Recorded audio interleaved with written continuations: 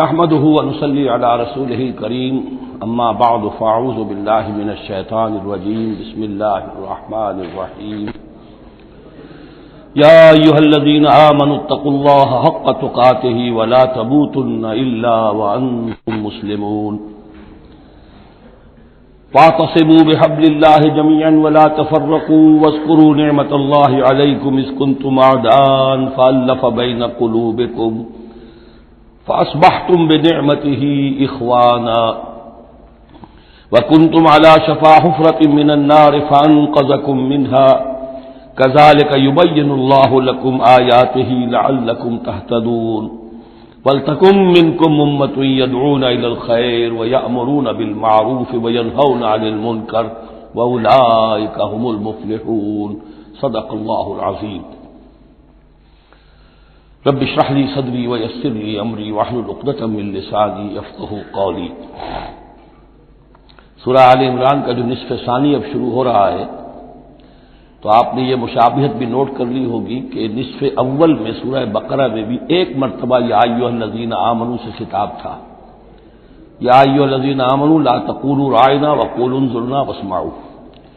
اسی طرح سورہ آل عمران کے نصف اول میں بھی ایک آیت وہ اوپر آ چکی ہے کہ یا ایھا الذین آمنوا ان تطیعوا فریقا من الذین اوتوا الکتاب یردوکم بعد ایمانکم کافرین۔ لیکن اصل خطاب جو ہے مسلمانوں سے شروع ہو رہا ہے وہ 11ویں رکوع سے، اور یہاں پر اصل میں ایک سہ نکاتی لائحہ عمل دیا جا رہا ہے امت کو۔ ظاہر بات ہے کہ یہ امت اب ہمیشہ قائم رہنے والی ہے قیامت تک، اور اس میں زوال بھی آئے گا، اور اللہ تعالیٰ باہمت لوگوں کو بھی پیدا کرے گا، اولو العزم لوگوں کو پیدا کرے گا، جیسا کہ ہمیں معلوم ہے مجددین امت اٹھتے رہے ہر صدی کے اندر۔ لیکن جب بھی کوئی کام دین کی تجدید کا ہو، دین کو اثر نو تازہ کرنے کی کوشش ہو، دین کو قائم کرنے کی جد و جہد ہو، تو اس کا ایک لائحہ عمل ہوگا۔ وہ لائحہ عمل ہے جو ان 3 آیات میں جو ابھی میں نے آپ کو پڑھ کر سنائی ہیں نہایت جامعیت کے ساتھ سامنے آیا ہے، اور یہ حسن اتفاق ہے کہ یہ 3 آیات ہیں، جیسے سورۃ العصر 3 آیات ہیں، ایسے یہ 3 آیات ہیں نہایت جامع۔ اس پر اب میری ایک کتاب بھی موجود ہے امت مسلمہ کے لیے سہ نکاتی لائحہ عمل، اور اس کا انگریزی میں بھی ترجمہ ہو گیا ہے، یہ مجھے معلوم نہیں کہ ابھی وہ کتابی شکل میں شائع ہوا یا نہیں۔ اس میں پہلا نقطہ کیا ہے؟ جب بھی کوئی کام کرنا ہے سب سے پہلے افراد کی شخصیت سازی، کردار سازی۔ یا ایھا الذین آمنوا اتقوا اللہ حق تقاتے، اہل ایمان اللہ کا تقوی اختیار کرو جتنا کہ اس کے تقوی کا حق ہے۔ ولا تموتن الا وانتم مسلمون، اور دیکھنا ہرگز موت نہ آنے پائے مگر فرما برداری کی حالت میں۔ یہ سب سے گاڑھی آیت ہے قرآن مجید میں تقوی کی تلقین کے لیے۔ اللہ کا حق جتنا ہے اتنا تقوی۔ اس پر صحابہ گھبرا گئے کہ یا رسول اللہ کا حق کون ادا کر سکتا ہے؟ پھر جب آیت اتری ہے سورہ تغابن کی کہ فاتقوا اللہ ما استطعتم، اپنی امکانی حد تک تقوی اختیار کرو، تب ان کی جان میں جان آئی۔ ساتھ ہی یہ کہ مت مرنا مگر حالت فرما برداری میں، کیا مانی ہے؟ کوئی پتہ نہیں کس لمحے موت آ جائے، کوئی لمحہ نافرمانی میں نہ گزرے مبادا موت کا ہاتھ اسی وقت آ کر تمہیں دبوچ لے۔ اس طرح کی شخصیتیں اگر پہلے نہ بنی ہوں تو کوئی کام نہیں ہو سکتا۔ پہلے کردار سازی افراد کی۔ اب جب یہ کردار سازی ہو، دوسرا مرحلہ کیا ہے؟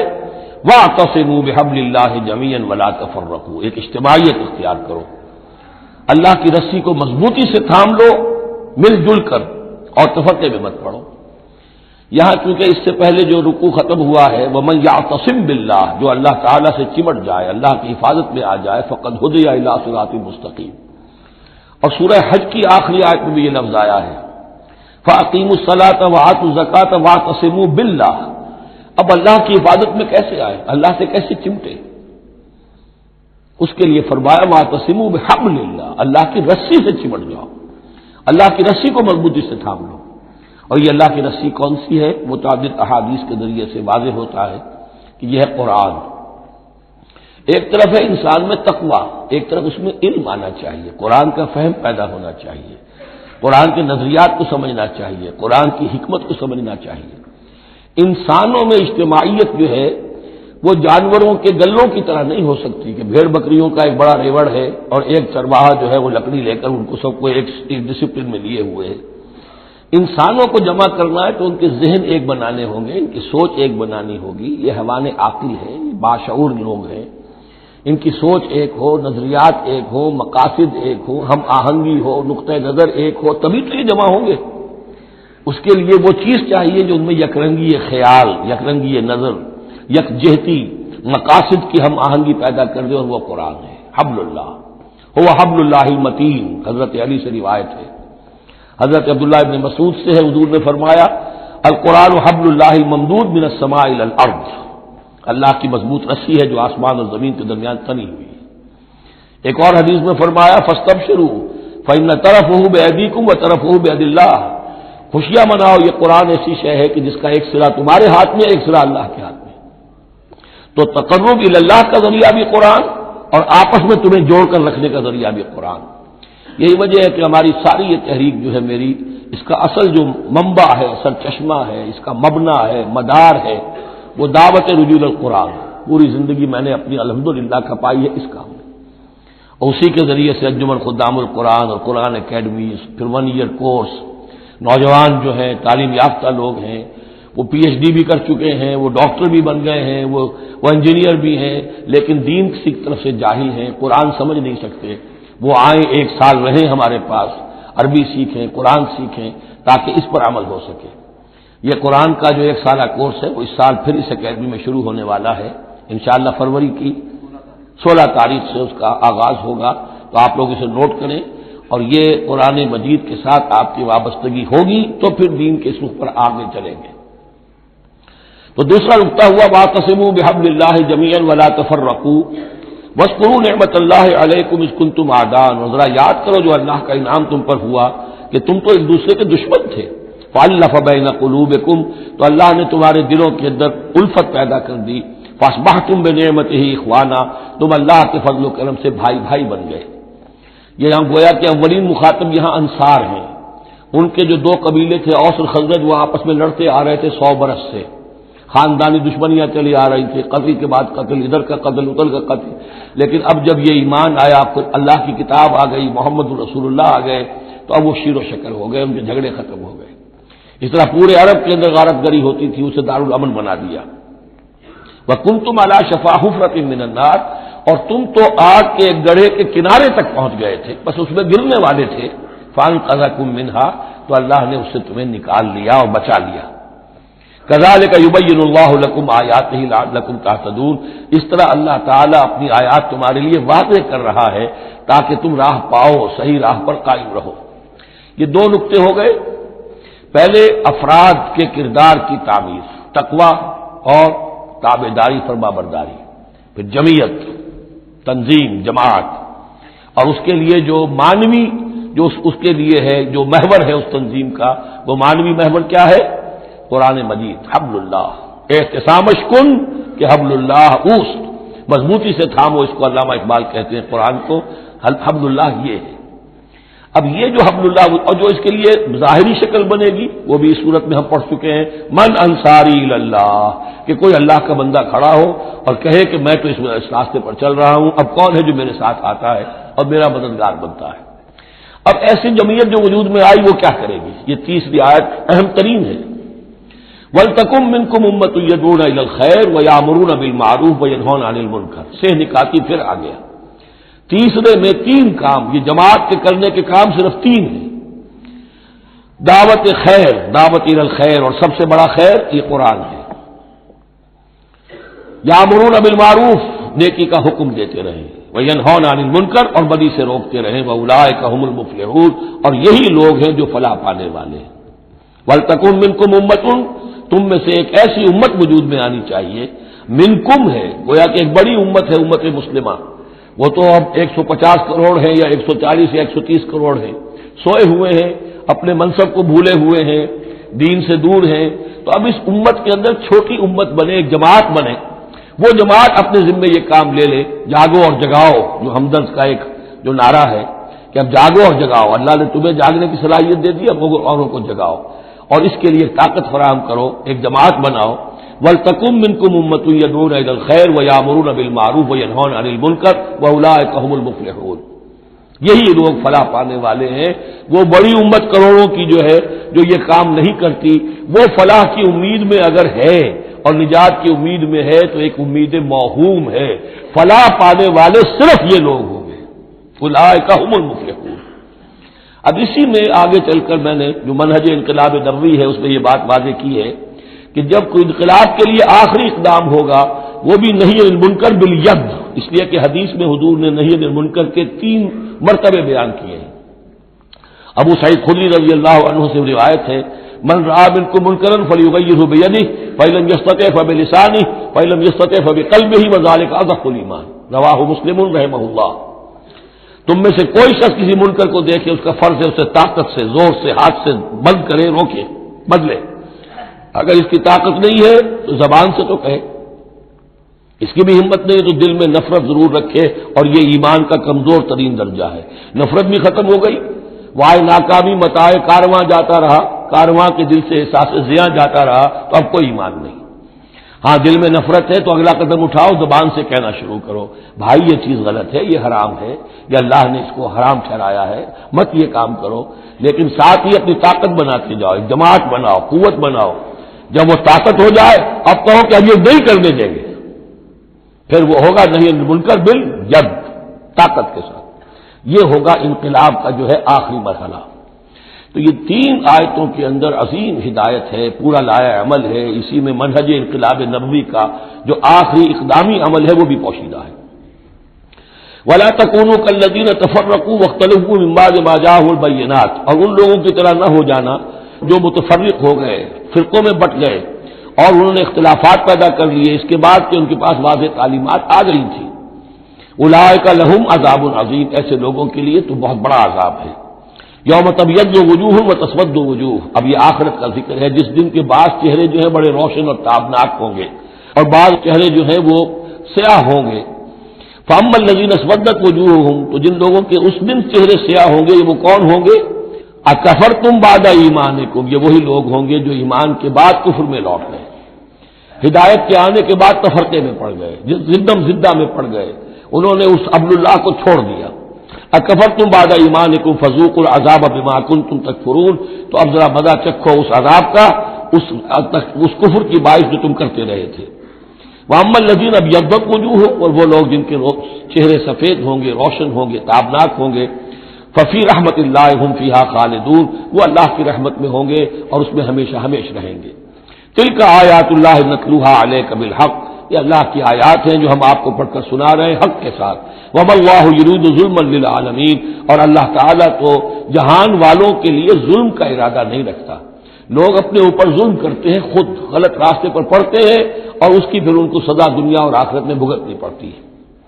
وَلِلَّهِ مَا فِي السَّمَاوَاتِ وَمَا فِي الْأَرْضِ، جیسا کہ میں نے عرض کیا اکثر اہم بحثوں کے بعد پھر یہ آیت آتی ہے اس طرح کی کہ گویا کہ یہ ایک کنکلوڈنگ بات اللہ ہی کے لیے ہے جو کچھ آسمانوں اور زمین میں ہے، وَإِلَى اللَّهِ تُرْجَعُ الْأُمُورُ، اور بالآخر سارے معاملات اللہ ہی کی طرف لوٹا دیے جائیں گے۔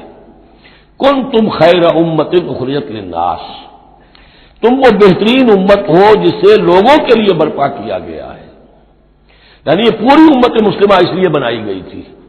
یہ دوسری بات ہے امت مسلمہ بھول جائے، جب بھول جائے تو پھر جو بھی ان میں سے جاگے وہ دوسروں کو جگا کر امہ ودن امہ، اس امت کے اندر اندر جماعت، پارٹی ودن پارٹی، امہ ودن امہ بنائے اور وہ کام کریں جو اوپر ہے۔ لیکن حقیقت میں تو اس امت مسلمہ کا ایز سچ مجموعی طور پر فرض منصبی یہی ہے۔ کنتم خیر امت، دیکھیے یہ اس آیت کو رکھیے اب سورہ بقرہ میں جو آیت تھی، وَكَذَلِكَ جَعَلْنَاكُمْ أُمَّةً وَسَطًا لِتَكُونُوا شُهَدَاءَ عَلَى النَّاسِ وَيَكُونَ الرَّسُولُ عَلَيْكُمْ شَهِيدًا، اسی کے ہم وزن یہ آیت ہے سورہ آل عمران کی، کنتم خیر امت اخرجت للناس، تم بہترین امت ہو جسے لوگوں کے لیے نکالا گیا ہے۔ دنیا کی اور قومیں اپنے لیے زندہ رہتی ہیں، اپنی ترقی، اپنی بہتری، اپنی بہبود، اپنی دنیا میں عزت، اپنے دائرے کو بڑھانا، لیکن مسلمان کو جینا ہے، ہم تو جیتے ہیں کہ دنیا میں تیرا نام رہے، کہیں ممکن ہے کہ ساقی نہ رہے، جام رہے، زیادہ سے زیادہ لوگوں کو ہدایت کی طرف بلانا، لوگوں کو جہنم کی آگ سے بچانے کی کوشش کرنا، تمہیں جینا ہے ان کے لیے، وہ جیتے ہیں اپنے لیے۔ کنتم خیر امت اخرجت للناس، تمہیں نکالا گیا ہے، برپا کیا گیا ہے لوگوں کے لیے، تامرون بالمعروف، تم حکم کرتے ہو نیکی کا، وتنہون عن المنکر، اور تم روکتے ہو بدی سے، وتؤمنون باللہ، اور تم ایمان رکھتے ہو اللہ پر۔ یہ کیفیت تھی پوری امت مسلمہ کی حضور کے وقت، اور وہ جو پہلے بتایا گیا ہے وہ اس وقت کے لیے ہے جب کہ امت سو گئی ہو، امت بھول گئی ہو اپنے مقصد وجود کو۔ تو ظاہر بات ہے جن کو ہوش آ جائے وہ لوگوں کو جگائیں اور ایک نئی جمعیت فراہم کریں۔ وَلَوْ آمَنَ أَهْلُ الْكِتَابِ لَكَانَ خَيْرًا لَّهُمْ، اگر یہ اہل کتاب ایمان لے آتے تو یہ ان کے حق میں بہت بہتر تھا۔ مِنْهُمُ الْمُؤْمِنُونَ، ان میں ہے کچھ لوگ جو ایمان والے ہیں، یعنی ان میں سے مراد وہ بھی ہو سکتے ہیں جو اس وقت تک یہودیوں میں سے یا نصرانیوں میں سے ایمان لا چکے تھے، اور یہ بھی ہو سکتا ہے جن کے اندر پوٹینشلی ایمان تھا اور کچھ عرصے کے بعد کہا جا رہا کہ وہ ایمان لے آئیں گے۔ وَأَكْثَرُهُمُ الْفَاسِقُونَ، لیکن ان کی اکثریت جو ہے اب وہ فاسقوں اور نافرمانوں پر مشتمل ہے۔ وہی معاملہ جو امت مسلمہ کا آج ہو چکا ہے، اکثریت کا حال کیا ہے وہ دیکھ لیجیے آپ۔ لَن يَضُرُّوكُمْ إِلَّا أَذًى، اے مسلمانوں یہ تمہیں نقصان نہیں پہنچا سکیں گے مگر کچھ تھوڑی سی کوفت بہرحال تمہارے لیے کوفت کا سبب تو بنتے رہیں گے، لیکن یہ تمہیں کوئی ضرر بالفعل پہنچا نہیں سکیں گے۔ وَإِن يُقَاتِلُوكُمْ يُوَلُّوكُمُ الْأَدْبَارَ، اور اگر یہ کہیں تم سے جنگ کریں گے تو پیٹھ دکھا دیں گے، ان میں جرأت نہیں ہے، یہ بزدل ہے، یہ تمہارا مقابلہ نہیں کر سکیں گے۔ ثم لا ينصرون، پھر ان کی مدد نہیں کی جائے گی۔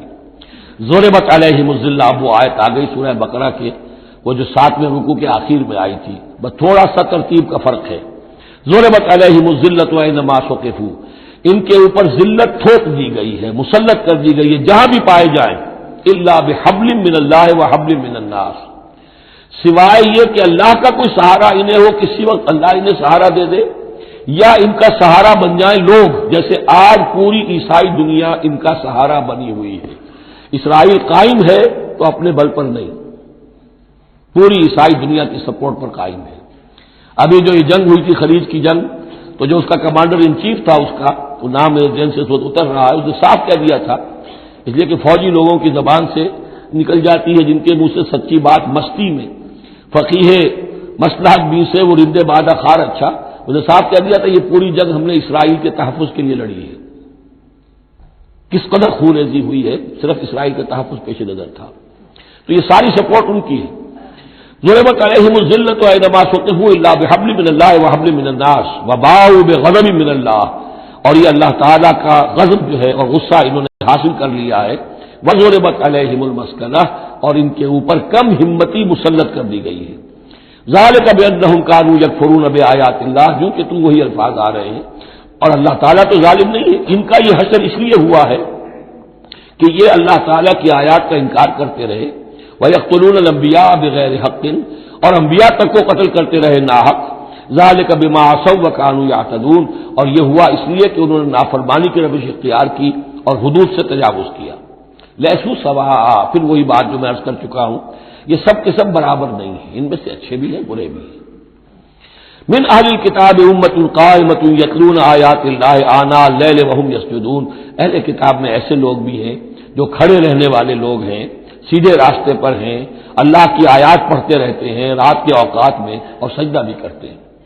خاص طور پر چونکہ یہاں اہل کتاب کا لفظ آ رہا ہے، جو عیسائی راہب تھے حضور کے زمانے میں، ان پہ کثیر تعداد جو ہے وہ اس کردار کی حامل تھی۔ انہی میں سے ایک بحیرہ راہب تھا جس نے بچپن میں حضور کو پہچان لیا تھا، تو ان میں ایسے لوگ موجود تھے۔ یقیناً کوئی چھپے ہوئے ہوں گے یہود میں بھی، لیکن اکثر و بیشتر یہود میں سے یہ کردار ختم ہو چکا تھا، بہت ہی چند لوگ، لیکن عیسائیوں میں بکثرت موجود تھے۔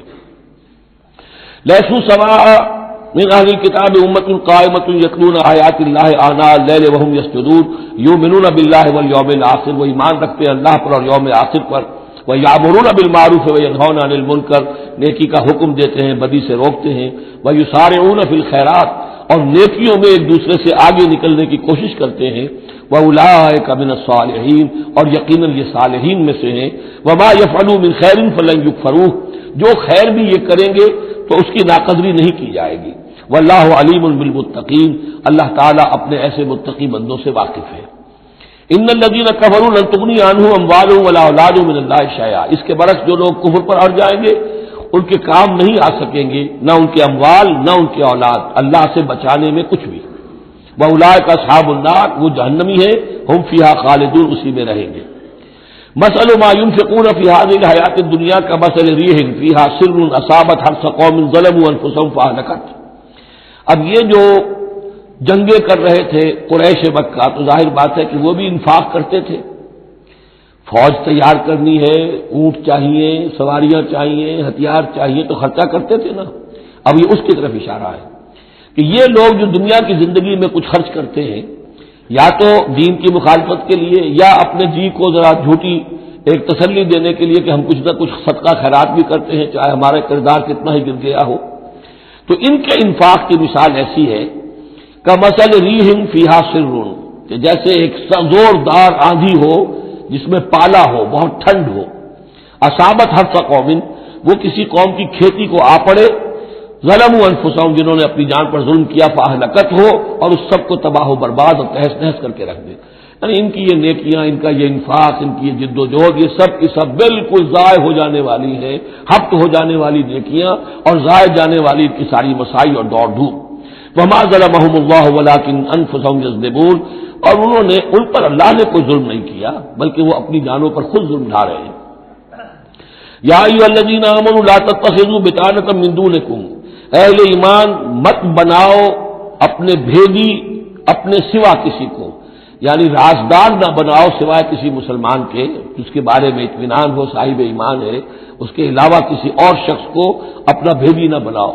چونکہ یہ مدینے میں رہتے تھے بہت عرصے سے، ان کی دوستیاں تھیں یہودیوں کی، اور ادھر جو ہے یہ اوس اور خزرج کے لوگوں کی، وہ دوستیاں ہیں، پس منظر ہے، پرانے تعلقات ہیں، روابط ہیں، اس کی وجہ سے وہ بسا اوقات جو راز کی باتیں ہوتی تھی وہ بھی بیچارے سادہ لوح مسلمان اپنی نیکی کے اندر سادگی میں وہ بھی ان کو بتا دیتے تھے۔ لا تتخذوا بطانة من دونکم لا یعلونکم خبالا، وہ تمہارے لیے کسی خرابی میں کوئی کسر نہیں چھوڑتے، ودوا ما عنتم، انہیں پسند ہے وہ چیز جو تمہیں تکلیف میں ڈالے، مشقت میں ڈالے، قد بدت البغضاء من افواہہم، ان کی جو دشمنی ہے تم سے وہ ان کے منہوں سے بھی ظاہر ہو چکی ہے، ان کا کلام ایسا ہوتا ہے، آتش برساتے ہیں زبان سے، وما تخفی صدورہم اکبر، اور جو کچھ زبان سے ظاہر ہوتا ہے وہ تو پھر بھی کم ہے، ان کے دلوں کے اندر جو آگ بھڑک رہی ہے دشمنی کی اور حسد کی وہ اس سے کہیں بڑھ کر ہے۔ قد بینا لکم الآیات ان کنتم تعقلون، ہم نے تمہارے لیے اپنی آیات کو واضح کر دیا ہے اگر تم عقل سے کام لو، یعنی باز آ جاؤ اپنے اس طرز عمل کو دیکھو۔ ہاں تم اولئک تحبونہم، تمہارا حال تو یہ کہ تم ان سے محبت کرتے ہو، شرافت ہے تمہاری، سادہ لوحی ہے، پرانے تعلقات ہیں، ان تعلقات کو تم نبھانا چاہتے ہو۔ ولا یحبونکم، لیکن جان لو وہ تم سے محبت نہیں کرتے۔ وتؤمنون بالکتاب کلہ، اور تمہاری شان یہ کہ تم پوری کتاب کو مانتے ہو، تم تورات کو بھی مانتے ہو، انجیل کو بھی مانتے ہو۔ یہ نصیبا من التورات آیا تو نصیبا من الکتاب، کتاب ہی کا ایک حصہ تھا تورات، کتاب ہی کا ایک حصہ اللہ تعالیٰ کی اس قدیم کتاب سے، ام الکتاب میں سے ہی پھر یہ انجیل آئی ہے، اسی ام الکتاب سے پھر قرآن مجید کامل آیا ہے۔ تو تم تو مانتے ہو پوری کتاب کو۔ وَإِذَا لَقُوكُمْ قَالُوا آمَنَّا، اور جب یہ تم سے ملتے تو کہتے ہیں کہ ہم بھی مومن ہیں، ہم بھی مانتے ہیں، بات ٹھیک ہے آپ کی۔ وَإِذَا خَلَوْا، جب وہ علیحدگی میں ہوتے ہیں، خلوت میں ہوتے ہیں، عَضُّوا عَلَيْكُمُ الْأَنَامِلَ مِنَ الْغَيْظِ، تو اب تم پر غصے کی وجہ سے اپنی انگلیاں چباتے ہیں۔ عَضَّ يَعُضُّ، انگلیاں کاٹنا غصے میں کہ اب کچھ پیش نہیں جا رہی اور اسلام کا جو ہے معاملہ اور آگے سے آگے بڑھتا جا رہا ہے، لیکن یہ کہ اس کے غصے میں پیچ و تاب کھاتے ہیں، اپنی انگلیاں چباتے ہیں۔ قل موتوا بغیظکم، ان سے کہو کہ مرو اپنے اس غصے میں، غم میں، اپنے جذبات میں۔ ان اللہ علیم بذات الصدور، یقیناً اللہ تعالیٰ جو کچھ سینوں کے اندر مضمر ہے اس سے بھی واقف ہے۔ ان تمسسکم حسنۃ تسؤہم، اگر تمہیں اے مسلمانوں کوئی بھلائی پہنچ جائے، کوئی خیر ہو جائے، تمہیں کہیں فتح نصیب ہو جائے، انہیں بری لگتی ہے۔ وَإِن تُصِبْكُمْ سَیِّئَةٌ یفرحوا بہا، اور اگر تمہیں کوئی تکلیف پہنچے، کہیں کوئی زخم پہنچ جائے، کوئی عارضی طور پر شکست کہیں ہو جائے، جیسے احد میں ہو گئی تھی، تو بڑے خوش ہوتے ہیں، شادیانے بجاتے ہیں۔ وَإِن تَصْبِرُوا وَتَتَّقُوا، لیکن یہ کہ اگر تم صبر کرتے رہو اور تقویٰ کی روش اختیار کرو، لَا يَضُرُّكُمْ كَيْدُهُمْ شَيْئًا، ان کی یہ ساری چالیں تمہیں کوئی مستقل نقصان نہیں پہنچا سکے گی، لیکن یہ کہ صبر اور تقویٰ یہ دو چیزیں۔ وَاسْتَعِینُوا بِالصَّبْرِ وَالصَّلَاةِ، وہی صلاۃ جو ہے اس کی جگہ یہاں لفظ تقویٰ آ گیا ہے کہ یہ تم اگر کرتے رہو گے تو پھر یہ کہ ان کی ساری سازشیں ناکام ہوں گی بالآخر۔ ان اللہ بما یعملون محیط، جو کچھ یہ کر رہے ہیں اللہ اس کا احاطہ کیے ہوئے ہے، یہ اللہ کے اس دائرے سے جو اللہ نے ایک حد کھینچی ہوئی ہے اس سے آگے نہیں نکل سکتے، بس اس کے اندر اندر اچھل کود کر رہے ہیں، جو بھی ان کی سازشیں ہیں وہ ہو رہی ہیں، لیکن یہ کہ اللہ تمہیں ضمانت دے رہا ہے کہ کوئی مستقل تمہیں نقصان یہ نہیں پہنچا سکیں گے۔ اب یہاں سے 6 رکوع، میں نے عرض کیا تھا کہ نصف ثانی کو 3 حصوں میں تقسیم سمجھیے، پہلے 2 رکوع مکمل ہو گئے، 11واں اور 12واں۔ اب 6 رکوع مسلسل چلیں گے غزوہ احد کے حالات پر۔ پہلے وہ غزوہ سمجھ لیجئے کہ تھا کیا۔ غزوہ بدر کا چونکہ تذکرہ ہوگا وہ تو سورہ انفال میں ہم پڑھیں گے، ترتیب مصحف اور ہے، زمانی ترتیب نہیں ہے، ترتیب نزولی نہیں ہے۔ غزوہ بدر میں مسلمانوں کو بہت زبردست اللہ نے فتح دی، کفار مکہ کو بڑی زک پہنچی، 70 بڑے بڑے تقریباً سارے ان کے بڑے سردار مارے گئے۔ ان کے اندر اب جو جلن تھی اور غصہ تھا، اور عرب کا یہ مزاج تھا کہ بدلہ لینا ہے، لہذا 1 سال کے اندر انہوں نے پوری تیاری کی، تمام جو بھی کر سکتے تھے ساز و سامان جمع کیا، 3000 کا لشکر لے کر۔ اور اب ابو سفیان، ابو جہل تو مارا جا چکا تھا، وہ تھا سردار جو کہ بدر میں آیا تھا فوج لے کر۔ اب ابو سفیان جو ہیں وہ چونکہ بعد میں ایمان لے آئے، ان کے نام کو تو ہم ادب کے ساتھ ہی لیں گے، اب وہ سردار تھے اس وقت، اور وہ 3000 کا لشکر لے کر آئے، اور اس دفعہ وہ اتنا اہتمام کر کے آئے تھے کہ ہماری فتح یقینی ہے، اپنے بچوں کو خاص طور پہ خواتین کو بھی ساتھ لے کر آئے تاکہ ہمارے اندر غیرت رہے کہ ہماری عورتیں بھی ساتھ ہیں، اگر کہیں میدان سے ہمارے قدم اکھڑ گئے تو ہماری عورتیں جو ہے وہ قبضے میں چلی جائیں گی مسلمانوں کے۔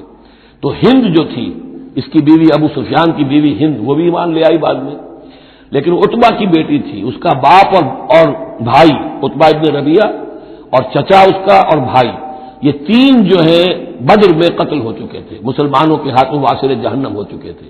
تو ہند کے سینے کے اندر بھی انتقام کی آگ تھی۔ باقی تو یہ کہ کوئی گھر بچا ہی نہیں تھا مکے کا جن کا کوئی نہ کوئی آدمی مارا نہ گیا، اور 70 آدمی مارے گئے تھے۔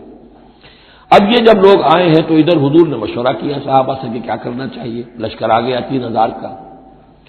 کچھ لوگوں نے کہا کہ ٹھیک ہے، کھل کر مقابلہ کریں گے، ڈٹ کر مقابلہ کریں گے، چلیں گے میدان میں۔ حضور کا اپنا رجحان ادھر تھا کہ یہ صورتحال ایسی ہے کہ ہم اگر مدینے میں محصور رہ کر مقابلہ کریں تو بہتر ہے۔ لیکن جو لوگ بدر کے بعد ایمان لائے تھے، ایک تو ان کا جوش و خروش تھا، ان کا ہمیں تو شہادت چاہیے، ہمیں آخر اس موت سے کیا ڈر ہے، شہادت ہے مطلوب و مقصود مومن، نہ مال غنیمت نہ کشور کشائی۔ تو حضور نے ان کا لحاظ کرتے ہوئے آپ نے فیصلہ کر دیا ٹھیک ہے ہم میدان میں جائیں گے، کھل کر مقابلہ کریں گے۔ اس پر جب وہ مقابلے میں پہنچ گئے ہیں، آپ لے کر گئے تھے 1000 آدمی باہر۔ جب آمنا سامنا ہوا ہے تو وہاں عبداللہ ابن ابی یہ کہہ کر اپنے 300 آدمیوں کو لے کے واپس آ گیا۔ اتفاقاً اس کی رائے بھی یہ تھی کہ کھلے میدان میں جنگ مت کرو، بلکہ یہ کہ محصور ہو کر، جو حضور کی رائے تھی وہی اس کی بھی تھی اس وقت۔ لیکن اس وقت وہ یہ کہہ کر کہ جب ہماری بات نہیں مانی جاتی تو ہم خام خواہ کیوں اپنی جانیں جو ہے جوکھوں میں ڈالیں، وہ 300 آدمی لے گیا تو رہ گئے صرف 700۔ ان 700 میں سے بھی 2 گھرانے ایسے تھے، بنو حارثہ بنو سلمہ، ان کے قدم بھی تھوڑی دیر کے لیے ڈگمگائے، لیکن پھر ان کو اللہ تعالیٰ نے حوصلہ دیا اور وہ جم گئے، وہ 300 چلے گئے۔ اس کے بعد اللہ نے وعدہ کیا ہوا تھا مدد کا، جنگ ہوئی، مدد آئی اور اللہ نے فتح دے دی، لیکن وہ ایک ڈرا تھا مسلمانوں کی پشت پر پہاڑ میں۔ حضور کو اندیشہ تھا کہ ایسا نہ ہو کہ وہاں سے ہم پر حملہ ہو جائے تو 2 طرف سے ہم چکی کے پاٹ کے درمیان، 2 پاٹوں کے درمیان آ جائیں۔ وہاں 50 تیر انداز آپ نے مقرر کر دیے تھے کہ یہاں سے مت ہلنا، چاہے تم یہ دیکھو کہ ہم سب مارے گئے اور ہمارے گوشت جو ہے وہ کوے اور چیلیں کھا رہے ہیں، تب بھی تم نے نہیں ہلنا یہاں سے۔ لیکن جب مسلمانوں کو فتح ہو گئی وہاں اختلاف ہو گیا کہ حضور نے جو فرمایا تھا وہ شکست کے سلسلے میں تھا، اب تو فتح ہو گئی ہے، چلو اب چل کے مال غنیمت جمع کرنے میں باقی تم لوگوں کا ساتھ دو۔ جو وہاں کے لوکل کمانڈر تھے وہ منع کرتے رہے کہ ہرگز مت ہلو، حضور کا حکم یاد رکھو۔ وہ تعویل کر چکے تھے حضرت حضور کے حکم کی۔ 35 چلے گئے، 15 رہ گئے۔ خالد ابن ولید اس وقت جو تھے، کیولری جو تھی، جو گھڑ سوار تھے ان کے جو ہے وہ کمانڈر خالد ابن ولید تھے، ایمان نہیں لائے تھے ابھی۔ ان کی عقابی نگاہ نے دیکھ لیا کہ وہ درا خالی ہے، تو ادھر تو شکست ہو رہی ہے، وہ اپنا 100 گھوڑوں کا جتنا بھی گھوڑے تھے ان کا لے کر پورا کا پورا رسالہ، اور وہ پیچھے سے آ کر حملہ کیا اور وہ فتح شکست میں بدل گئی۔ 70 صحابہ شہید ہو گئے، حضور بھی زخمی ہو گئے، دندان مبارک شہید ہوئے، خون اتنا گیا کہ یہ بھی مشہور ہو گیا کیونکہ بے ہوشی طاری ہو گئی تھی کہ حضور کا انتقال ہو گیا ہے۔ لیکن پھر یہ ہے کہ ہمت کر کے لوگوں جمع ہوئے، حضور نے لوگوں کو پکارا، پھر آپ نے یہ فیصلہ کیا کہ پہاڑ پر چڑھ کر اور وہاں پر اس وقت بچاؤ کر لیا جائے، تو تمام مسلمان پہاڑ پر چڑھ گئے۔ اب موقع یہ تھا ان کے لیے ابو سفیان اور دوسری طرف جو یہ ان کے ساتھی جو کیولری کے سردار تھے خالد بن ولید، ان میں اختلاف ہو گیا۔ خالد بن ولید کا کہنا یہ تھا کہ ان کا پیچھا کرو اور ختم کر کے ہی چلو، یہاں سے پہاڑ پر چڑھو۔ ابو سفیان نے کہا نہیں، یہ بہت خطرے کی بات ہے، وہ اونچائی پر ہے، اوپر سے پتھر پھینکیں گے اور ہمارے گھوڑوں کا بھی نقصان ہوگا، ہمارا بھی ہوگا، اب ہم نے بدر کا بدلہ لے لیا ہے، اب ہم چلتے ہیں۔ وہ وہاں سے چلے گئے۔ بہرحال یہ ہے پورا سلسلہ کہ جس کے اب واقعات اس میں آئیں گے، تو ایک سکیچ میں نے آپ کے سامنے رکھ دیا ہے۔ وَإِذْ غَدَوْتَ مِنْ أَهْلِكَ تُبَوِّئُ الْمُؤْمِنِينَ مَقَاعِدَ لِلْقِتَالِ، اور یاد کریے اے نبی صلی اللہ علیہ وسلم، جبکہ آپ صبح کو اپنے گھر سے نکلے تھے، حضرت عائشہ صدیقہ کے حجرے سے آپ برآمد ہوئے تھے، تُبَوِّئُ الْمُؤْمِنِينَ، اور آپ لوگوں کو مقاعد للقتال، آپ لوگوں کو ان کے مورچوں میں بٹھا رہے تھے، یعنی آپ جب صف بندی کر رہے تھے وہاں اور مورچے معین کر رہے تھے۔ واللہ سمیع علیم، اللہ سب کچھ سننے والا اور جاننے والا ہے۔ اذ ہمت طائفتان منکم ان تفشلا، جبکہ دو گروہ تم میں سے ایسے تھے اے مسلمانوں کہ وہ کچھ کمزوری انہوں نے دکھائی، نامردی کا مظاہرہ کیا، ان کے پاؤں لڑکھڑائے۔ واللہ ولیہما، حالانکہ اللہ تعالیٰ ان کا پشت پناہ تھا۔ وعلی اللہ فلیتوکل المؤمنون، اور اللہ تعالیٰ پر ہی توکل کرنا چاہیے اہل ایمان کو۔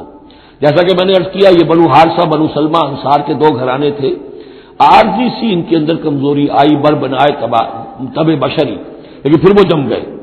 لیکن ان کی جو ہے ذکر قرآن میں کر دیا گیا، اور وہ اس پر فخر کرتے تھے کہ ہم وہ لوگ ہیں کہ جن کا ذکر اللہ نے قرآن میں کیا ہے، واللہ ولیہما، کیونکہ پھر وہ عارضی سی جو ان پر آئی تھی کمزوری، وہ رفع ہو گئی۔ اور آپ غور کریں گے کہ وہ جو بدبخت تھے 300 جو چلے گئے عین میدان جنگ سے، ان کا ذکر بھی اللہ نہیں کر رہا یہاں پر، گویا کہ وہ اس لائق بھی نہیں ہے کہ ان کا ذکر کیا جائے۔ انڈائریکٹلی اس کا ذکر آخر میں آئے گا، ورنہ شروع میں نہیں۔ وَلَقَدْ نَصَرَكُمُ اللَّهُ بِبَدْرٍ وَأَنْتُمْ أَذِلَّةٌ، اور مسلمانوں یاد کرو اللہ نے تمہاری مدد کی تھی بدر میں جبکہ تم بہت کمزور تھے۔ کل 8 تلواریں، 313 کے سوا سب کے پاس تلواریں نہیں تھی، 8 تلواریں کل۔ 100 گھوڑے کا رسالہ لے کر آئے تھے بدر میں بھی، ادھر 2 گھوڑے تھے صرف، ادھر 700 اونٹ تھے، ادھر 70 اونٹ تھے۔ یہ کوئی 313 کے مقابلے میں 1000، اللہ نے تمہاری مدد کی تھی۔ وَلَقَدْ نَصَرَكُمُ اللَّهُ بِبَدْرٍ وَأَنْتُمْ أَذِلَّةٌ، تم بہت کمزور تھے اس وقت۔ فَاتَّقُوا اللَّهَ لَعَلَّكُمْ تَشْكُرُونَ، تو اللہ کا تقوی اختیار کرو تاکہ اللہ کا صحیح معنی میں شکر ادا کر سکو۔ اس تقول للمؤمنین، اے نبی جبکہ آپ کہہ رہے تھے اہل ایمان سے، أَلَنْ يَكْفِيَكُمْ، کیا تمہارے لیے یہ کافی نہیں ہے، أَنْ يُمِدَّكُمْ رَبُّكُمْ بِثَلَاثَةِ آلَافٍ مِّنَ الْمَلَائِكَةِ مُنزَلِينَ، کہ اللہ تعالیٰ تمہاری مدد کرے 3000 فرشتوں سے کہ جو آئیں اترنے والے ہیں آسمان سے، یعنی 3000 کا لشکر آیا ہے۔ تو اے مسلمانوں میں تمہیں خوشخبری دیتا ہوں، اللہ تعالیٰ 3000 فرشتے تمہاری مدد کو بھیجے گا۔ بلا، حضور نے اللہ تعالیٰ کی طرف سے آ رہا، یہ بات تو حضور نے فرمائی تھی، اللہ تعالیٰ نے حضور کی اس دعا، گویا کہ دعا کہہ لیجئے یا جو بھی آپ نے پیشن گوئی کی، ایک طرح کا استدعا بھی ہو سکتی تھی کہ اللہ سے اس طریقے سے آپ یہ استدعا کر رہے ہوں، تو فوراً اس کی منظوری کا اعلان ہو گیا، بلا کیوں نہیں۔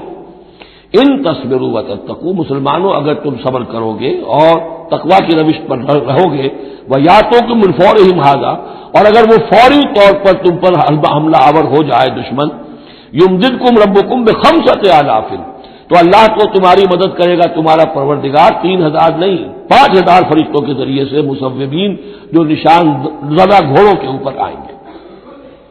لیکن اس کے ساتھ دیکھیے وَمَا جَعَلَهُ اللَّهُ إِلَّا بُشْرَىٰ لَكُمْ، لیکن یہ سب بھی اللہ تعالیٰ کی طرف سے ایک بشارت کے طور پر تمہیں بتا دیا گیا، وَلِتَطْمَئِنَّ قُلُوبُكُمْ بِهِ، اور تاکہ تمہارے دل مطمئن ہو جائیں، وَمَا النَّصْرُ إِلَّا مِنْ عِندِ اللَّهِ، مدد تو ہوتی ہی اللہ کی طرف سے ہے، فرشتوں کا بھیجنا بھی ضروری نہیں ہے، اللہ فرشتوں کو بھیجے بغیر مدد کر سکتا ہے، کن فیکون کی شان رکھتا ہے، لیکن تمہاری طبع بشری کے حوالے سے تمہیں یہ خبر دی گئی ہے کہ 3000 کی اگر دشمن سامنے ہے تو تمہیں 3 نہیں 5000، اگر وہ فوری طور پر آگے حملہ آور ہو گئے تو 5000 تمہیں فرشتے بھیج دیں گے۔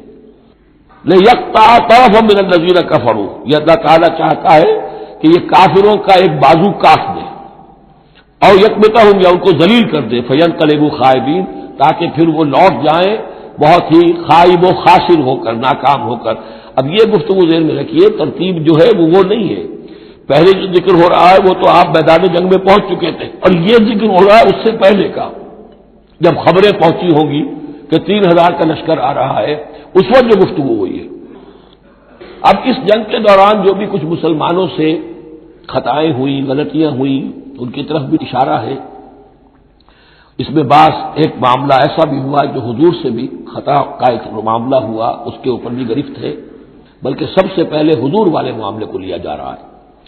جب آپ زخمی ہو گئے شدید اور آپ پر بے ہوشی بھی طاری ہوئی، پھر جب ہوش میں آیا تو آپ کی زبان پر یہ الفاظ آ گئے، کیف یہدی اللہ قوما خضبوا وجہ نبیہم بالدم، اللہ اس قوم کو کیسے ہدایت دے گا جس نے اپنے نبی کے چہرے کو خون سے رنگ دیا، کیونکہ تلوار کا وار پڑا تھا آپ کی یہ چیک جو ہے، چیک بون پر، یہ جو ہڈی ہے چہرے کی، اور اس سے دو آپ کے دانت بھی شہید ہو گئے تھے، اور یہ کہ فوارہ خون کا چھوٹا تھا، اور اس فوارے سے ظاہر بات ہے آپ کا پورا چہرہ لہو لہان، پورا جسم، اور خون اتنا گیا کہ آپ پر بے ہوشی طاری ہو گئی۔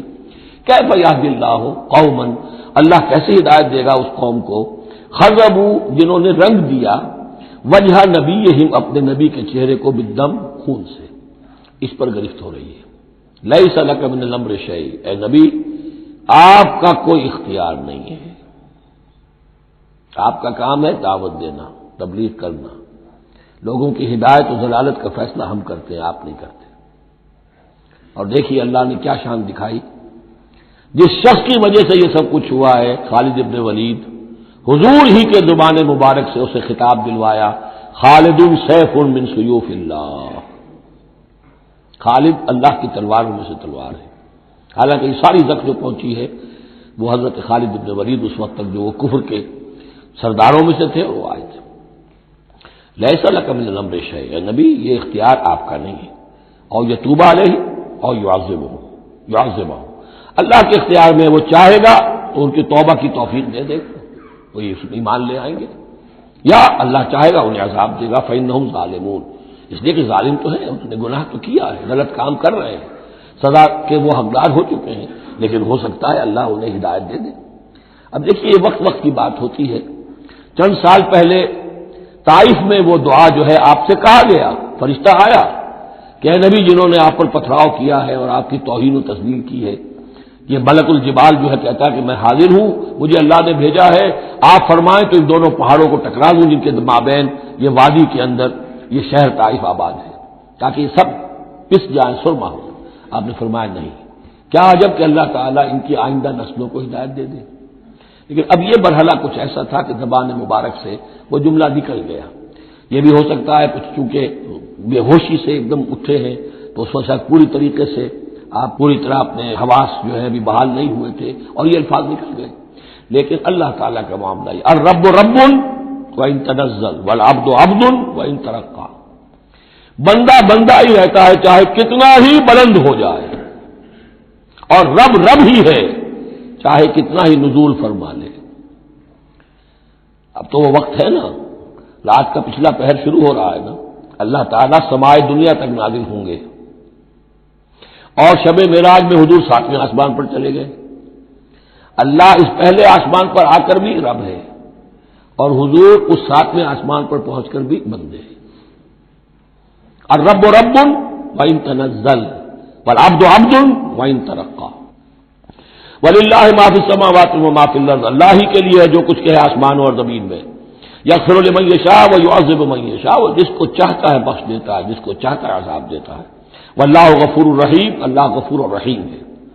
یا ایھا الذین آمنوا لا تاکلوا الربا اضعافا مضاعفہ، اہل ایمان سود مت کھاؤ دوگنے پر دگنا، یہ جو کمپاؤنڈ انٹرسٹ ہے بڑھتا چڑھتا رہتا ہے، یہ اصل میں پہلی آیت جو ہے سود کی حرمت میں وہ یہ ہے۔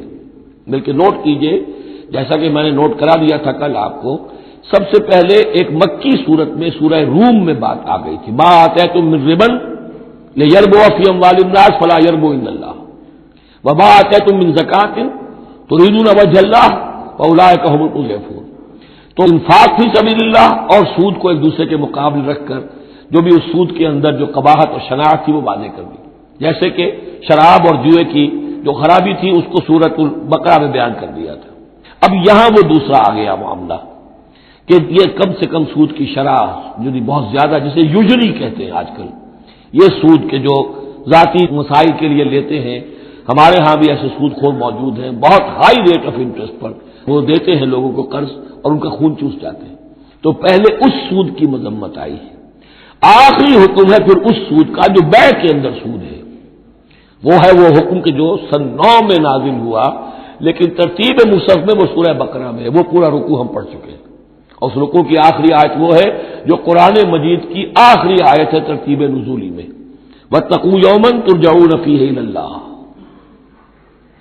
یہ کیوں یہاں پر آیت آئی ہے؟ اس لیے کہ محسوس ایسا ہوتا ہے کہ وہ جو 35 تیر انداز وہاں سے چھوڑ کر چلے گئے تھے تو کوئی ان کے تحت شعور میں مال غنیمت کی کوئی طلب تھی جو نہیں ہونی چاہیے تھی۔ اس حوالے سے کہ سود خوری جو بھی ہے یہ انسان کے اندر مال سے محبت ایسی پیدا کر دیتی ہے جس کی وجہ سے اس کے کردار کے اندر بڑے بڑے خلا پیدا ہو سکتے ہیں۔ لہذا یہاں اسی کے حوالے سے یا ایھا الذین آمنوا لا تاکلوا الربا اضعافا مضاعفۃ واتقوا اللہ لعلکم تفلحون، اور اللہ کا تقوی اختیار کرو تاکہ تم فلاح پاؤ۔ واتقوا النار التی اعدت للکافرین، اس آگ سے بچو، ڈرو اس آگ سے جو کافروں کے لیے تیار کی گئی ہے، بھڑکائی گئی ہے۔ واطیعوا اللہ والرسول لعلکم ترحمون، اور اللہ اور اس کے رسول کی اطاعت کرتے رہو تاکہ تم پر رحم کیا جائے۔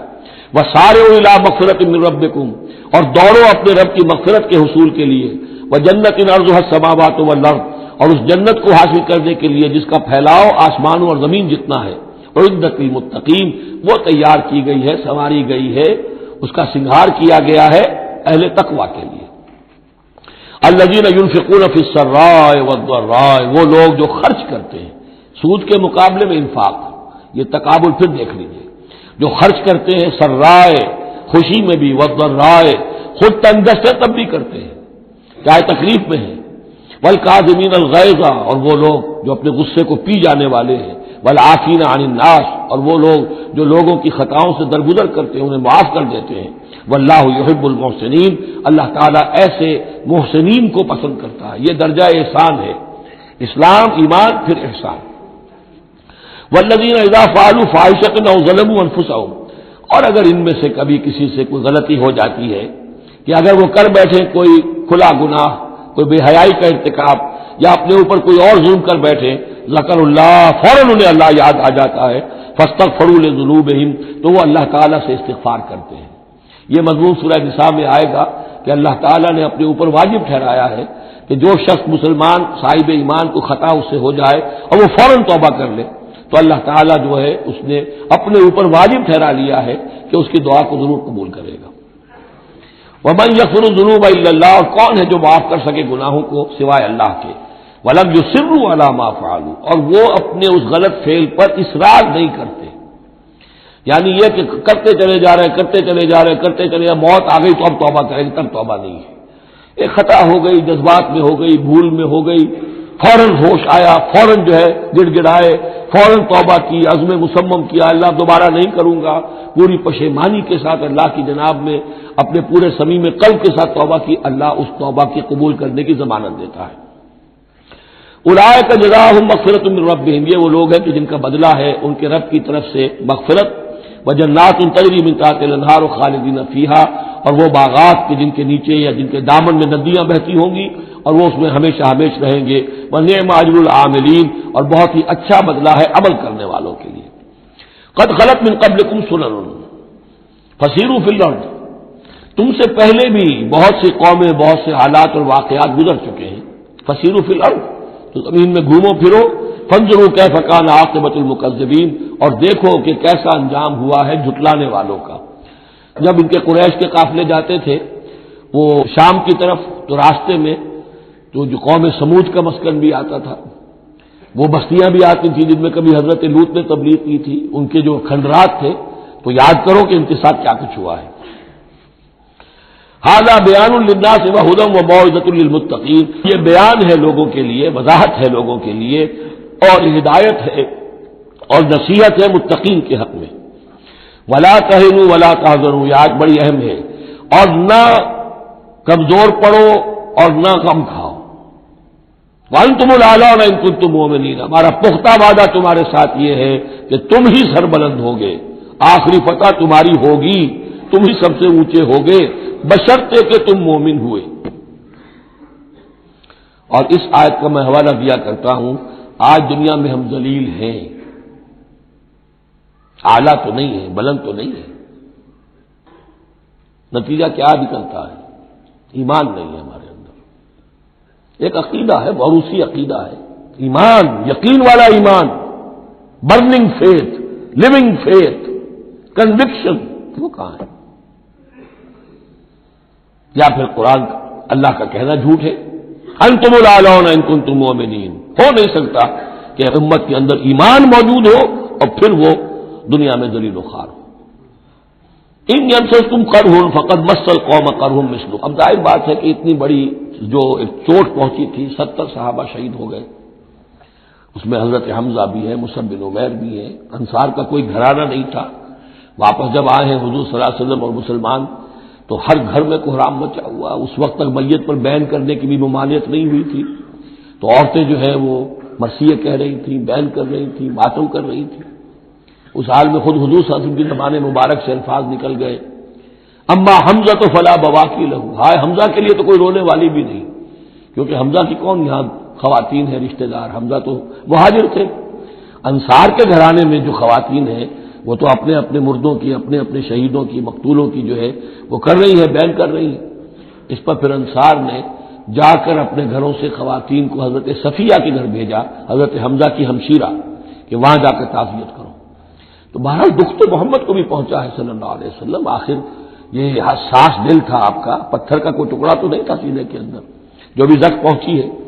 یا اللہ تعالیٰ اہل ایمان کی دلجوئی کے لیے کہہ رہا ہے کہ اتنے غمگین نہ ہو، اتنے ملول نہ ہو، اتنے دل گرفتہ نہ ہو۔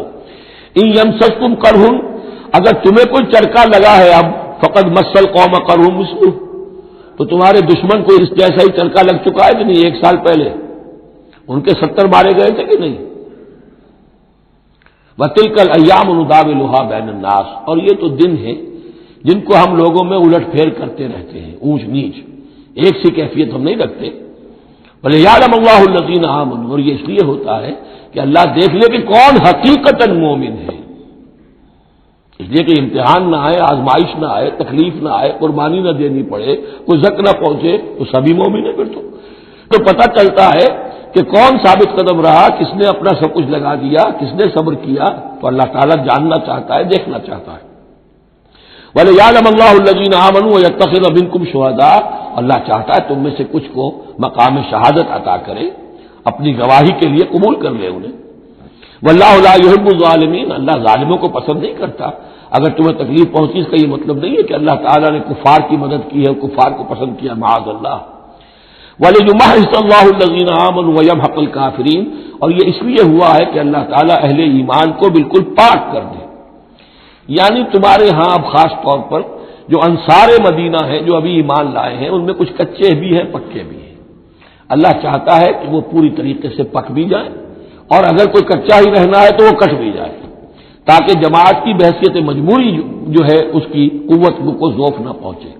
تو پاک کر لینا، تمحیص، بحث و تمحیص میں یہ لفظ ہم استعمال کرتے ہیں۔ بحث کہتے ہیں کھڑیدنے کو، جیسے جانور جو ہے، کوا جو ہے زمین کو کڑے دے گا، پھر جو اسے نظر آئے گا کوئی دانہ ہے یا کوئی کنکر ہے تو علیحدہ کرے گا، اور دانے کو کھائے گا، کنکر کو چھوڑ دے گا۔ تو بحث ہے کڑیدنا، اور تمحیص ہے جدا کر دینا۔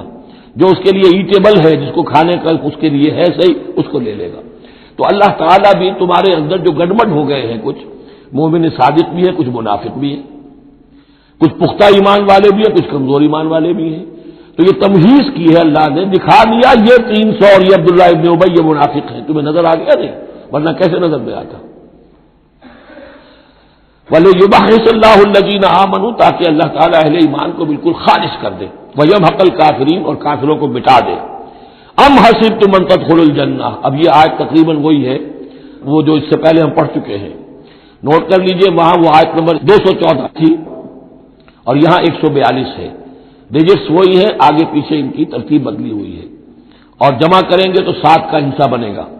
آیت نمبر 214 تھی، ام حسبتم ان تدخلوا الجنہ ولما یاتکم مثل الذین خلوا من قبلکم مستهم الباساء والضراء وزلزلوا حتى يقول الرسول والذین آمنوا معه متى نصر الله الا ان نصر الله قریب۔ وہی ہے آیت اب یہ، ام حسبتم ان تدخلوا الجنہ، کیا تم نے سمجھا تھا کہ جنت میں داخل ہو جاؤ گے؟ وَلَمَّا يَعْلَمِ اللَّهُ الَّذِينَ جَاهَدُوا مِنكُمْ، ابھی تو اللہ نے دیکھا ہی نہیں ہے تم میں سے کون واقعتاً جہاد کرنے والے ہیں. ابھی تو امتحان ہے، ابھی اس کے امتحان اور بھی ہیں. ابھی تو تمہارے لیے بڑی سے بڑی منزلیں، کڑی سے کڑی منزلیں آنے والی ہیں. وَلَمَّا يَعْلَمِ اللَّهُ الَّذِينَ جَاهَدُوا مِنكُمْ وَيَعْلَمَ الصَّابِرِينَ، اور ابھی تو اللہ تعالیٰ نے دیکھا ہی نہیں ہے کہ کون ہے تمہارے اندر جو واقعتاً اللہ کی راہ میں صبر اور استقامت کا ثبوت دیتے ہیں. وَلَقَدْ كُنْتُمْ تَمَنَّوْنَ الْمَوْتَ مِنْ قَبْلِ أَنْ تَلْقَوْهُ، اور تمہارا حال یہ ہے کہ تم موت کی تمنا کرتے تھے اس سے پہلے کہ ان سے ملاقات ہوئی. یہ وہ جو نئے لوگ ایمان لائے تھے اور نوجوان تھے، ان کا تھا ہمیں تو شہادت چاہیے اور ہم تو کھلے میدان میں جائیں گے. یہ اب ان کے اوپر تھوڑا سا تبصرہ ہو رہا ہے کہ اس وقت تو شہادت کا بڑا ذوق و شوق جو ہے اور جوش جہاد اور ذوق شہادت کا اظہار ہو رہا تھا، اب تم نے موت دیکھ لی ہے نا. تو یہ ہے موت، اتنی اچھی چیز نہیں ہے موت، اتنی آسانی سے انسان اسے قبول نہیں کرتا. وَلَقَدْ كُنْتُمْ تَمَنَّوْنَ الْمَوْتَ مِنْ قَبْلِ أَنْ تَلْقَوْهُ، تم تمنائیں کرتے تھے موت کی، شہادت کی، اس سے پہلے کہ اس سے ملاقات ہوتی. فَقَدْ رَأَيْتُمُوهُ وَأَنْتُمْ تَنظُرُونَ، تو اب تم نے اسے دیکھ لیا ہے اپنی آنکھوں سے، نگاہوں سے موت نکلی. وَمَا مُحَمَّدٌ إِلَّا رَسُولٌ، اسی میں ایک دفعہ یہ بھی ہو گیا تھا کہ کچھ لوگوں نے یہ کہا کہ جب محمد کا انتقال ہو گیا تو اب کس لیے جنگ کرنی. حضرت عمر بھی ہے ان میں سے. جب خبر یہ اڑ گئی کہ حضور فوت ہو گئے، انہوں نے تلوار پھیر دی اور بیٹھ گئے، اب کس کے لیے جنگ کرنی. تو اس میں کہا گیا کہ یہ تو تمہارا غلط رویہ ہے، گرفت ہو رہی ہے، ہر ایک کے اوپر گرفت ہوگی. پہلی گرفت محمد پر ہو گئی صلی اللہ علیہ وسلم، ليس لك من الامر شيء.